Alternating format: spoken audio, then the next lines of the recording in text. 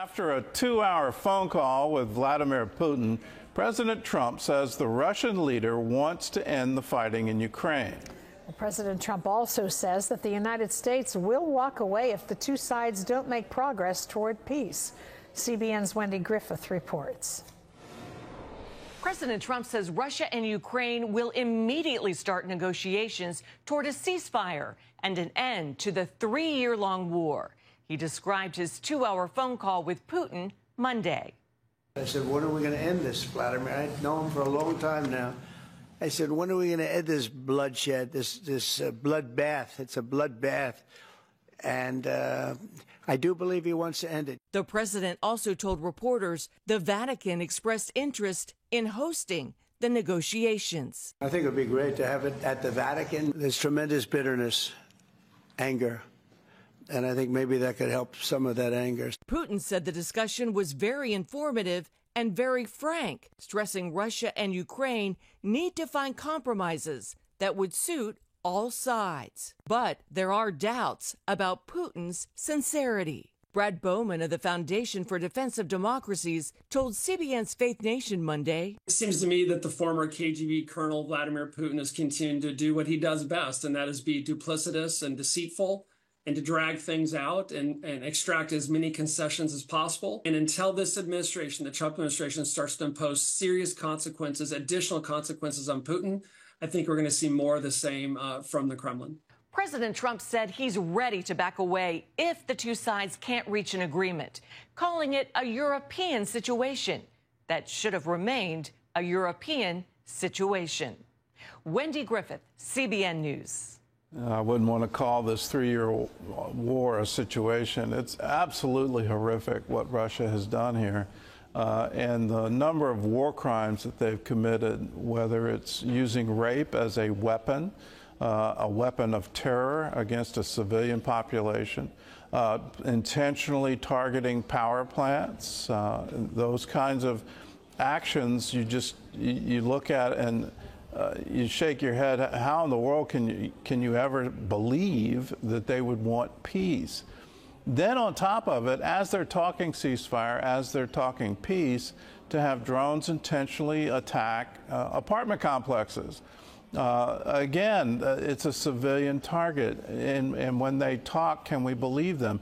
Should we instead believe their actions and say that in a civilized world, in a world where we respect international boundaries, where we respect the sovereignty of nation states, where we have the right of self-determination for people all over the world, in that world, can you now trust them? And it's clear what they've said and what they're trying to do. Putin is trying to restore the Soviet Union, and he thinks it's a great tragedy that that empire was broken up into pieces, Ukraine being one of the key pieces to that. His goal from the outset is to completely control Ukraine and then from that base reestablish Russian control over Eastern Europe. I think that's clearly his goal, and we need to wake up to it. And that is not just a European thing. That would now be a very real, tangible thing for us in the United States. In other news, Iran's supreme leader says the U.S. demand to stop enriching uranium is a deal breaker. And I don't know if this is going to lead to some new war, but Gary Lane has more on that story from our CBN newsroom. Gary? Gordon, Ayatollah Khamenei said Iran won't stop enriching uranium. That's a red line for the U.S. and could end the negotiations. Khamenei also called for the destruction of Israel over the weekend, calling it a lethal, dangerous, cancerous tumor that should be eradicated and definitely will be. This as the IDF continues expanded military operations in Gaza in its war against Hamas. Israel is allowing humanitarian aid into Gaza, but the United Nations claims that's not enough. The United Kingdom, France, and Canada are threatening possible sanctions over the issue.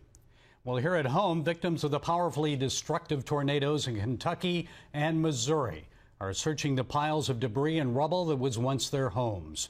In London, Kentucky, CBN's Operation Blessing rode along with Pastor Brad Parrott through his devastated town.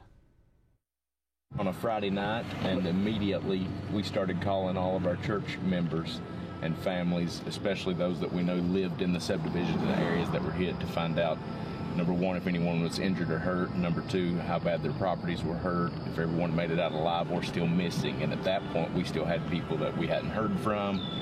Some members had went to the hospital in critical condition. And obviously, just as a pastor, your heart breaks to hear those kind of stories. And that's your immediate concern and worry, is just how are all of our families. Operation Blessing arrived with a truck full of food and cleaning supplies over the weekend. The next day, a mobile kitchen arrived and started cooking up and delivering hot meals to the community. The team also giving spiritual comfort to the victims. So today, Operation Blessing got on a side-by-side with meals in hand, ready to take one less burden away from the people that have been impacted here. Today, we've been hitting the road to these areas that have been heavily hit and making sure that they have a warm meal as well as water to give them the energy they need to be able to start to clean up. In the days ahead, teams of Operation Blessing volunteers will help the victims begin picking up the pieces of their homes. Gordon, Operation Blessing there, bringing help, hope, and comfort to the people. Our motto is, when disasters strike, we want to strike back with love and compassion. That's what we want to do. We want to bring help to a hurting world. And right now, the people of Kentucky are definitely hurting. This has been an incredible season of disasters, whether the horrible fires in California, the hurricane that swept through western North Carolina, devastated the region. This is something where, our resources are stretched. We need help on this one. And so if you want to participate, if you want to be a part of it, the easiest way is to join the 700 Club. A portion of every gift you give goes into the work of Operation Blessing to help people with disaster relief, with food right here at home, free surgeries, water wells, livelihood programs around the world. You're a part of all of it when you join the 700 Club. So how much is that? Well, it's just $20 a month. That's 65 cents a day.